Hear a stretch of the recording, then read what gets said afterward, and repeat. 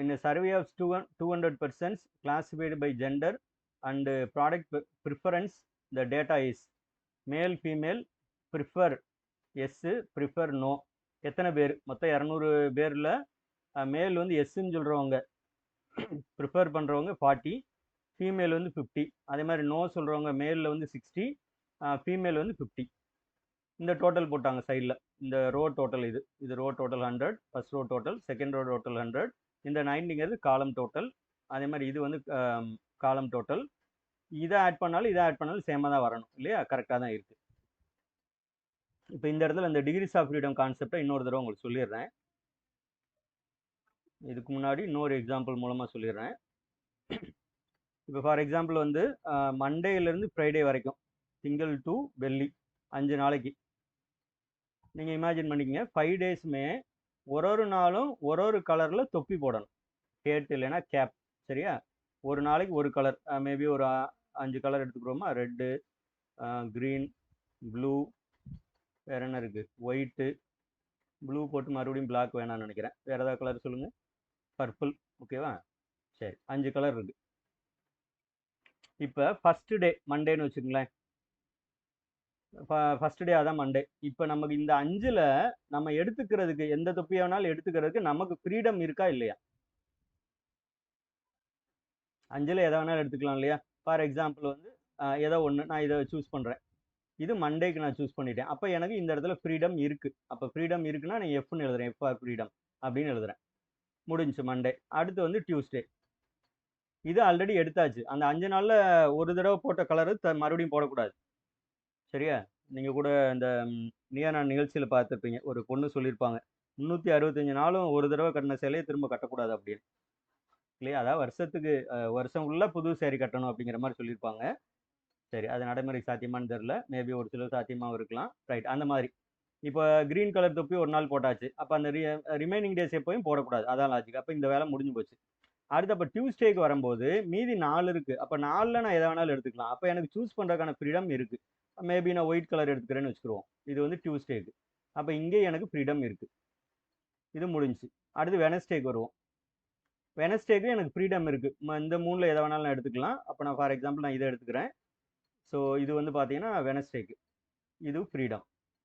அடுத்து தேர்ஸ்டேக்கு 2 சாய்ஸ் இருக்குது. அப்போ ஐ ஹேவ் ஃப்ரீடம். அதில் 2 நான் சூஸ் 2ல் 1 நான் சூஸ் பண்ணிக்கலாம். அப்போ நான் பிளாக் கலர் சூஸ் பண்ணிக்கிறேன். இது வந்து தேர்ஸ்டேக்கு. ரைட்டா, இங்கேயும் எனக்கு ஃப்ரீடம் இருக்குது. ஃப்ரைடேக்கு வாங்க. இப்போ மீதி எத்தனை இருக்கும்? 1 தான் இருக்குது. இப்போ சூஸ் பண்ணுறதுக்கு ஃப்ரீடம் இருக்கா? நமக்கு ஃப்ரீடம் இல்லை, இவ்வளோதான். மீதி இருக்கிறதே 1 தான். இதுதான் எடுத்து ஆகணும். அப்போ இங்கே வந்து நோ ஃப்ரீடம். ஓகேவா, அப்போ இந்த ஃப்ரீடமாக இருக்கிறது எத்தனை வேல்யூ? இப்போ 5ல் 4 தானே. இதை தான் நம்ம என்ன மீன் பண்ணுறோம்னா டிகிரிஸ் ஆஃப் ஃப்ரீடம். ஓகேவா, இந்த லாஜிக் தான் உங்களுக்கு டிகிரிஸ் ஆஃப் ஃப்ரீடம் அப்படின்னு அர்த்தம். இங்கே ஏன் இந்த மாதிரி நமக்கு வருது, ஏன் எப்போ பார்த்தாலும் டிகிரிஸ் ஆஃப் ஃப்ரீடமில் 1ஐயோ அல்லது சில நம்பரையோ குறைக்கிறோம் அப்படின்னா, இப்போ ஃபார் எக்ஸாம்பிள் இப்போ சாம்பிள் மீன் இருக்கு இல்லையா, டி டெஸ்ட் அந்த மாதிரிலாம் உங்களுக்கு சாம்பிள் மீன் வச்சு செய்வோம்.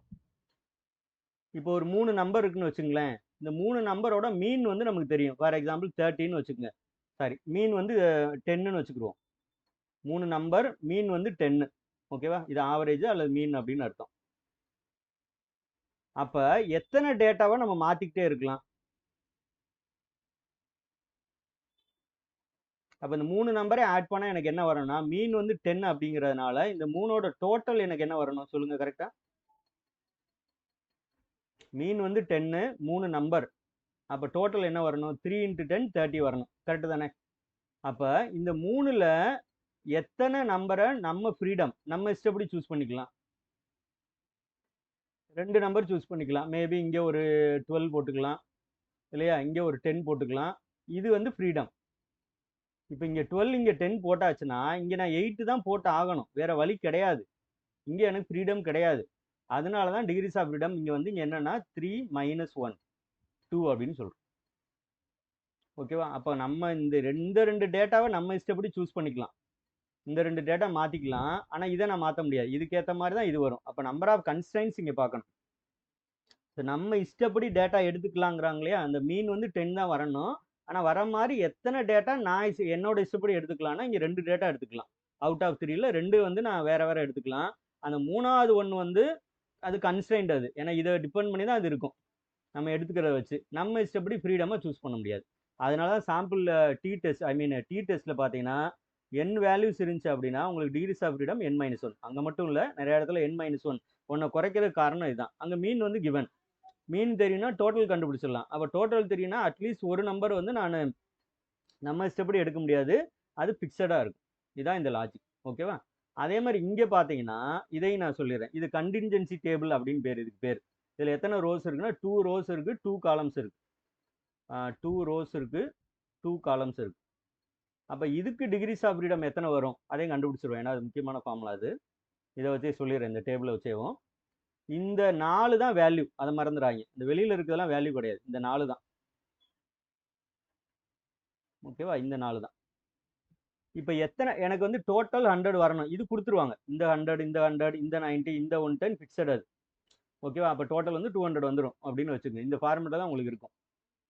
அப்போ இந்த 4ல் எத்தனை நம்பரை நம்ம இஷ்டப்படி சூஸ் பண்ணிக்கலாம் அப்படின்னு பார்க்கணும். சரியா? ஃபார் எக்ஸாம்பிள் இங்கே இருக்க மாதிரி இங்கே நான் 40 போட்டுட்டேன்னு வச்சுங்க. இது ஃப்ரீடம், என்னோட ஃப்ரீடம். இஷ்டப்படி 40 போட்டுட்டேன்னா இங்கே என்ன தான் போட்டு ஆகணும்? 60 தான் போட்டு ஆகணும். ஏன் இஷ்டப்படி போட முடியாது. அதே மாதிரி இங்கே 50 தான் போட்டாகணும். ஏன்னா அப்போ தான் எனக்கு 90 வரும். அப்போ 1 வந்துருக்கு இப்போதைக்கு. ஓகேவா? இப்போ ஃபர்ஸ்ட் ரோ ஃபில் பண்ணுறதுக்கு இந்த 40 வந்து என் சாய்ஸ் படி எடுத்துக்கிட்டேன்னா இது ஆல்ரெடி இங்கே இருக்கும் 100ங்கிறது. அப்போ இந்த இடத்துல 60 தான் போட்டாகணும். அப்போ ஃபர்ஸ்ட் ரோவை ஃபில் பண்ணுறதுக்கு ஒரு சாய்ஸு. அப்படியே ஃபர்ஸ்ட் காலம்க்கு வந்தோம்னா இந்த 50யும் என் இஷ்டப்படி போட முடியாது. இங்கே 40 போட்டதுனால இந்த இடத்துல 50 தான் வந்து ஆகணும். இப்போ வரைக்கும் நம்ம டிஸ்கஸ் பண்ணல ஒரு வேல்யூ தான் நம்ம இஷ்டப்படி போட முடியும். ரைட்டு. அப்போ இந்த இடத்த என் இஷ்டப்படி ஃபில் பண்ண முடியுமானா இங்கே 40 போட்டதுனால இங்கே 60 தான் நான் போட்டாகணும். இங்கே 60 இருக்கிறதுனால இங்கே 50 தான் போட்டாகணும். ஏன்னா அப்போ தான் 110 வரும். கரெக்டா? அப்போ ஆக மொத்தம் இந்த இடத்துல நம்ம இஷ்டப்படி போடக்கூடிய வேல்யூ எத்தனை அப்படின்னா 1 தான். உங்களுக்கு புரியுது ஐடியா? அந்த 1 போட்டுட்டீங்கனாலே அந்த டோட்டல் டேலி ஆகணும் இல்லையா? மீதி 3 நம்பர் அதை வச்சு தான் போட முடியுமே தவிர நம்ம இஷ்டப்படி போட முடியாது. அப்போ 2/2 2 ரோஸ் 2 காலம்ஸ் இருக்கு அப்படின்னா அதோட டிகிரிஸ் ஆஃப் ஃப்ரீடம் வந்து 1. ரைட்டா? அதுக்கு ஜென்ரல் ஃபார்முலா வந்து R ரோஸ் S காலம்ஸ் இருக்கு அப்படின்னா அதுக்கான decrease of freedom R-1 into S-1. இதில் 6 S 2 சொல்லுங்க. எந்த இடத்துல? செகண்ட் ரோலையா?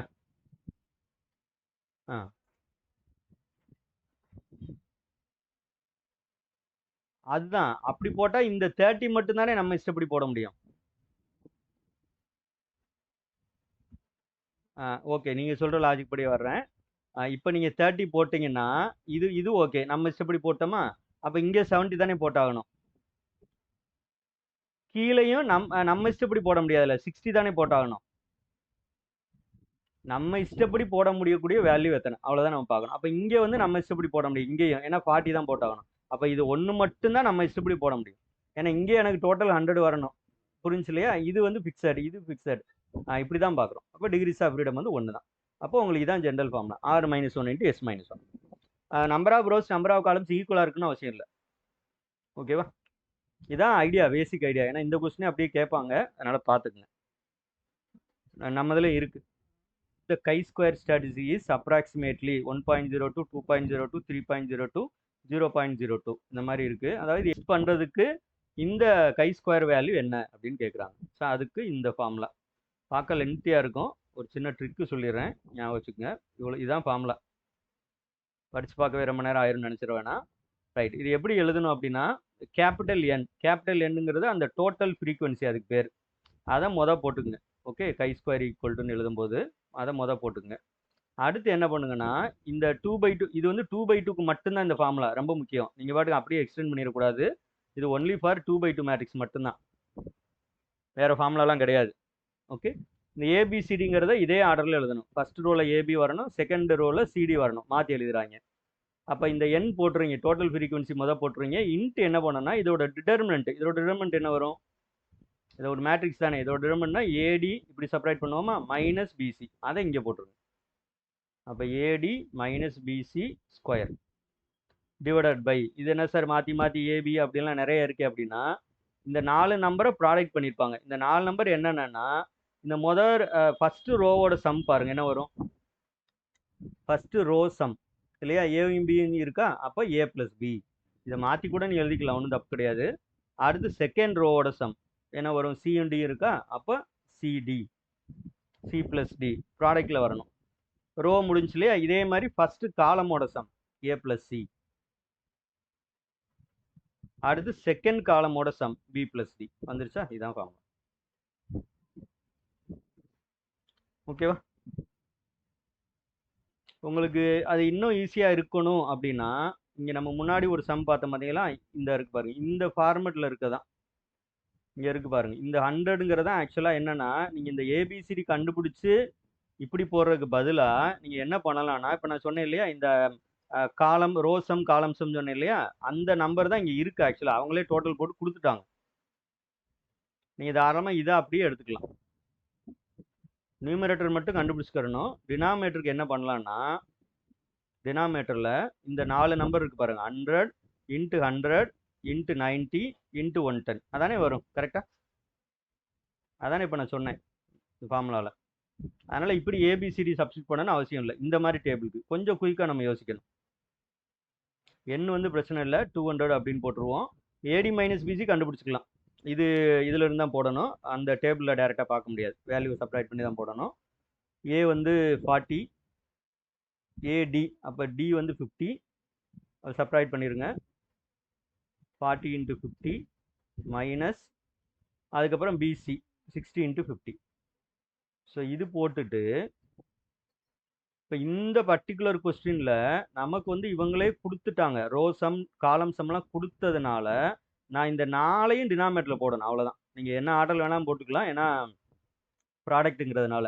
அப்போ first row sum 100, second row sum 100, அதுக்கப்புறம் ஒரு 90, ஃபஸ்ட்டு காலம் சம் 90, செகண்ட் காலம் சம் 110. இப்படி நீங்கள் சீக்கிரமாக எழுதிடலாம். ஏபிசிடியை டினாமினேட்டரில் சப்ஸ்டியூட் பண்ண வேணாம் இந்த கொஸ்டினுக்கு, இது தேவையில்லை, டைம் எடுத்துக்கிறோம். டினாமினேட்டருக்கு மட்டும் இந்த டிடர்மினன்ட் ஏடி மைனஸ் பிசி மட்டும் யூஸ் பண்ணிக்கோங்க. பட் மற்ற இந்த ஏ ப்ளஸ் சி, சி ப்ளஸ் டிக்கு டேபிளை பார்த்து எழுதி பழகுங்க. இந்த ஸ்டெப்புக்கு வந்துடலாம் டைரெக்டாக, ஓகேவா. அல்லது இதிலேருந்து இந்த ஸ்டெப்புக்கு வந்துடலாம். டினாமினேட்டர் இந்த ஸ்டெப்புக்கு வந்துடலாம். 100 100 90 110 அப்படின்னு போட்டுடலாம். இங்கேயே நீங்கள் ஜீரோலாம் அடிச்சிருங்க, மல்டிப்ளை பண்ணிவிட்டு அடிக்க வேணாம். மொத்தம் எத்தனை ஜீரோன்னு கவுண்ட் பண்ணுங்க. மேலே 6 0 இருக்குது, கீழே வந்து 2 4 5 6 இருக்குது. சொல்லுங்கள். ஸ்கொயர் பண்ணணும், ஆமாம். ஸ்கொயர் வரும்.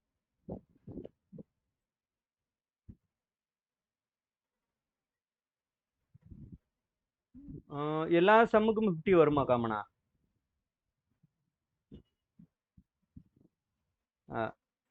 பண்ணலாம். இந்த கொஸ்டின் பண்ணலாம். ஆக்சுவலாக 50 வெளியில் வரும்போது 50 ஸ்கொயர்னு வரும், அதை மறந்துடக்கூடாது. கரெக்டு தான்.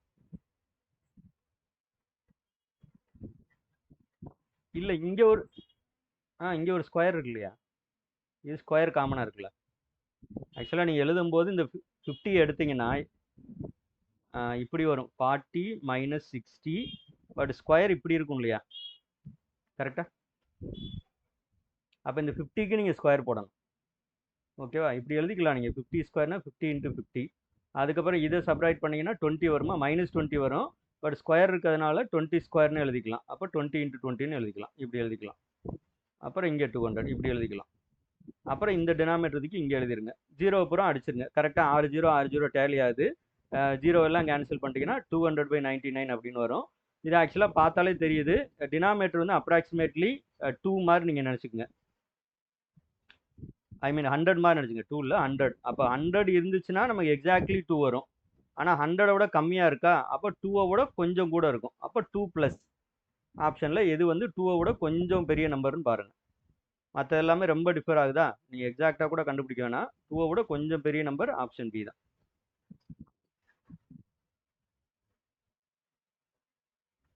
ஏன்னா இந்த 2.02 வரைக்கும் போவேன்னா 200/99 வச்சு நீங்கள் கண்டுபிடிச்சிடலாம். டினாமினேட்டர் 100 இருந்தால் 2 வரும், பட் டினாமினேட்டர் அதோட கம்மியாக தான் இருக்குது. அப்போ 2 விட கொஞ்சம் பெருசாக தான் இருக்கும் அப்படிங்கிற கன்க்ளூஷன் வந்துட்டிங்கன்னா அப்ராக்சிமேட்லி இன்னும் கூட வரும், பட் நமக்கு அப்ராக்சிமேட்லி தான் கேட்டிருக்காங்க, கன்க்ளூட் பண்ணிடலாம் 2.02.